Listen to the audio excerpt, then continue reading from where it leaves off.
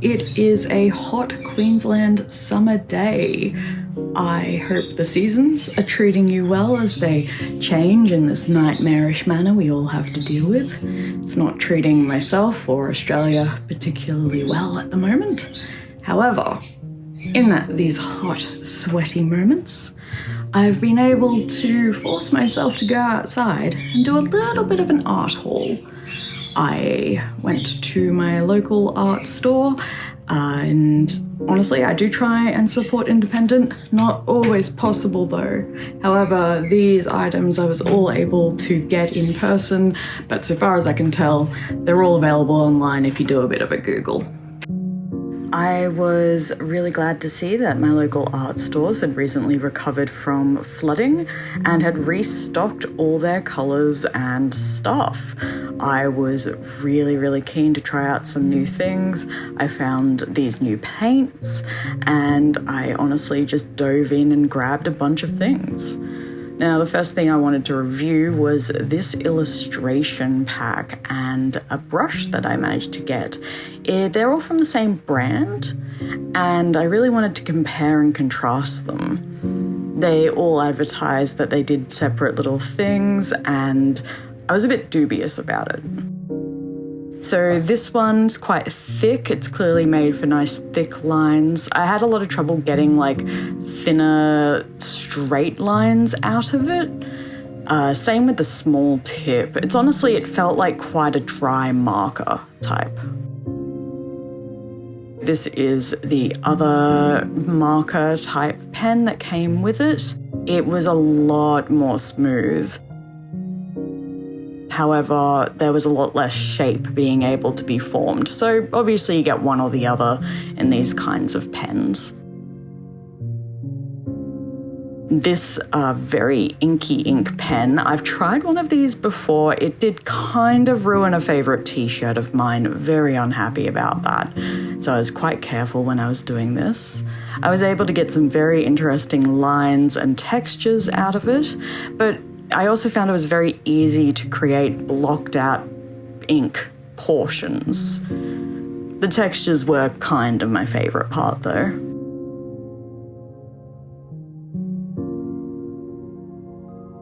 This was the part where I was trying to squeeze it. I thought to myself, oh, I won't make that same mistake. No, I had to stop myself. I was about to completely destroy the paper I was working on. Now this bad boy, oh my goodness, I am in love. It has taken me so long to find a consistently grey pen. I have been through all the different brands, Kent, Copic, even your Faber-Castell, you just anything and everything I could get my hand on. And this one has been the most consistent and the one that layers the best. You obviously have to be using it with proper paper, but yeah, it's my favorite. And then finally, in this wonderful little set is this sparkly pen. And this is where you can see me make that mistake that I was worried about making before of squeezing too hard. And this is the specialized brush. Now I have this ink I purchased earlier for Inktober, which I always try and never do well at.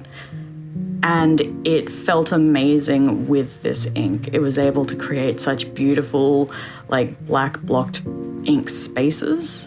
However, I feel like I'm not as adept at using these types of brushes. I am a lot more in tune with European style watercolor brushes. These ones, they feel amazing, they look amazing, they brush amazingly, but it's just a style I haven't gotten used to yet, so you can see that I'm struggling to get consistent lines. And here you can see the final little bit of glitter. Nice, and I really messed up on that one. Now this is a little journal I picked up. I was looking for just a basic watercolor one to take outside to use with my Alplane painting set. And this is the one that I am very much looking forward to doing more graphite drawing with. However, For today's video, we're mostly just doing some ink drawings of some hands. I've got my references at the ready, and I decided to use my favorite of the ink pens, the Mankaka flexible one. I do really struggle drawing with straight ink simply because it feels so final. I very much prefer graphite because it's very workable, but I think there is a beauty to just drawing straight on ink pen. When you're trying to get a basic message across, you try and do it with as few strokes as possible, trying to keep it neat. I think I didn't do the worst at this one, considering that manga really isn't my style. And speaking of which, I did try and continue, and oh my goodness, I'm not a manga artist. I've never really drawn manga things. I don't watch a heap of it, but I do really appreciate these art products for their ease of use. They're very clearly made to draw these kinds of things. This is our main character. He is a lovely man. He is my giant himbo, my lovely boy. And this is mostly just to show that, yeah, these pens very much are specialized to this style of drawing.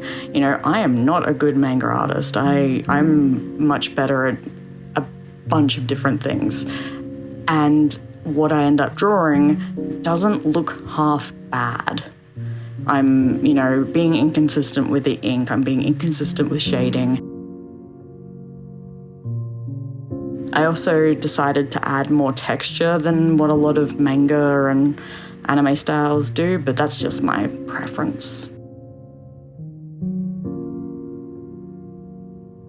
Here is a wonderful example of the use of the grey shader brush.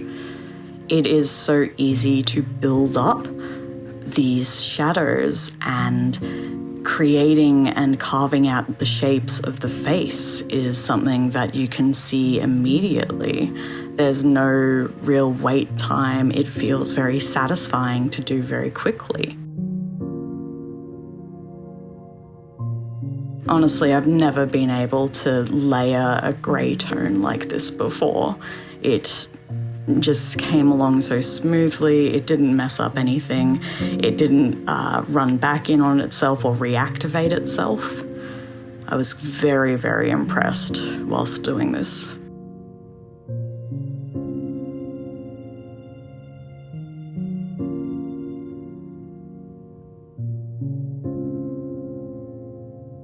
You gotta give him a few little cute things. He's my favorite main character. He's the bro, he's the boss. He deserves a few little cute things around him. And this was the only time that I bothered using the Caran d'Ache crayons I bought. I like them, they're great. I'm honestly going to have to use them in a more watercolor context, but at least here I saw how easy they were to use. Now I try another drawing here, side on, where the side is shaded quite heavily, so I can have another opportunity to really go in with the grey pen. Yeah, I don't know how to draw the things. Everything looks the same, and I feel awful because there are so many good anime and, you know, manga artists out there who I do a disservice to by even claiming that it's like that in that style. Yeah, here again you can see that even with the inconsistencies, even with, you know, not doing everything perfect, being very scrungy and textural, I'm very easily able to build up a hair shape. And then I can come straight in here, no waiting, no nothing, with the grey tones. And you'll see here I am trying to match the shadows and the light portions with what's been done on the top one, because it is a face entirely encased in shadow at that stage. And I really wanted to be able to build up those lines and figure out how to best use the highlights.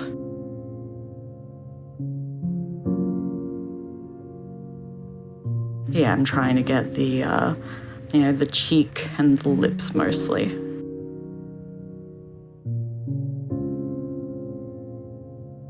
Yeah, he's definitely got 80 Rockers vibe.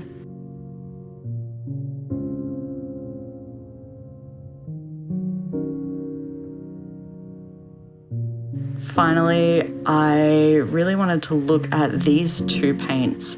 Now, the reason I was so interested in them is that they're a vinyl emulsion paint. They are very different to your regular acrylic paints. Now, this is an ultramarine blue. I have had a practice with this style of vinyl emulsion. They sold it in the Langridge brand for ultramarine as a Yves Klein homage. And it's very unfortunate that this paint, which is properly imported from France and whatnot, the blue does not stand up to the Langridge version with the vinyl emulsion. It's not opaque in the same way that the Langridge one was, or the one that Yves Klein wanted it to be. The black is mostly opaque, provided you prepare your brush properly, which of course is an important part of all art, but even then, it's a struggle to make sure that it's perfect enough. Now here you can see how, as it's drying, it's becoming less shiny, less matte, and you can also see that it really isn't a one-shot opaque type paint. But yeah, these were my little hauls.